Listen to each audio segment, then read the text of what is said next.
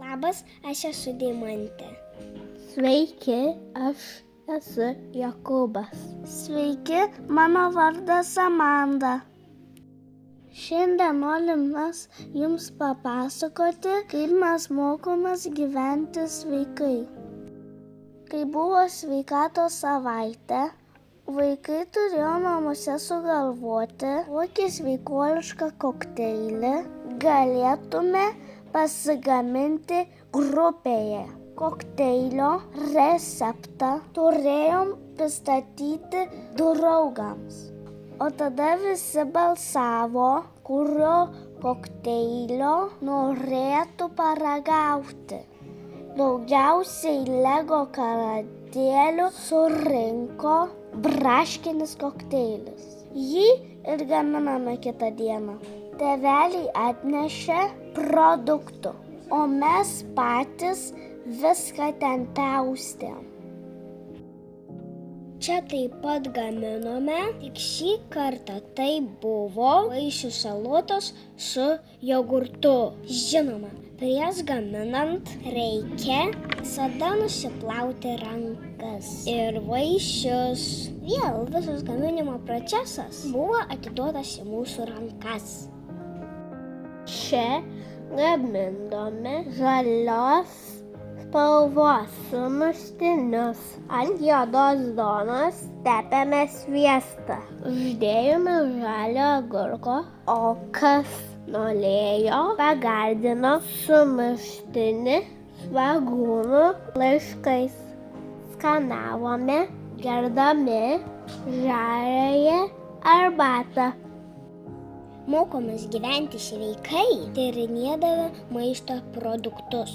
Mes tyrinėjome, kiek nematomo cukraus yra vaikų pamėgtose produktuose. Varškės sūrelyje, jogurte, saldžioje varškytėje ir, žinome, Coca-Coloje. Išsiaiškiname, jog cukraus karalienė yra Coca-Cola.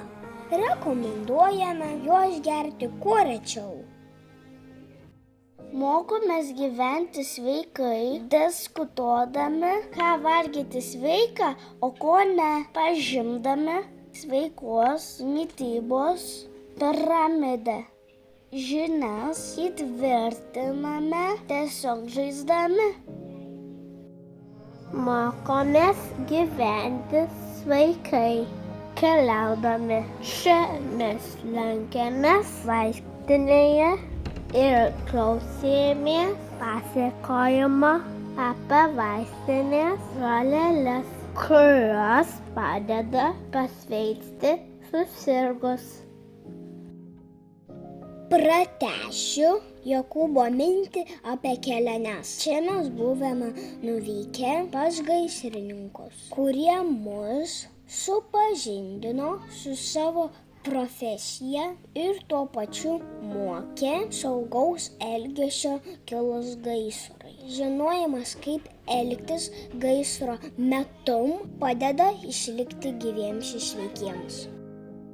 Pas mus lankėsi Šiaulių greitoji medicinos pagalba. Sužinojome, kad negalima vaikams be suaugusių žinios liesti ir ragauti vaistų. Taip pat, kad reikia saugoti save ir savo draugą žaidžiant. Buvimas lauke vaikams pats didžiausias malonumas. Mes ne tik žaidžiame lauke, bet ir dalyvaujame šventėse. Galima leisti laiką ir dirbant. Čia grėbėm rudens lapus ir matavom, kano lapo krūva didžiausia. Daug judame ir sportuojame su mokytoja Viktorija. Visada laukiame jos ryto mankštų, kūno kultūros pamokėlių. Dalyvaujame sveikatos ir sporto projektuose. Gyventi sveikai mokomės ir su vaikais iš kitų pasaulio šalių. Šiuo metu kaip tik dalyvaujame Eduvening projekte su vaikais iš Turkijos, Rumunijos, Lenkijos ir Lietuvos.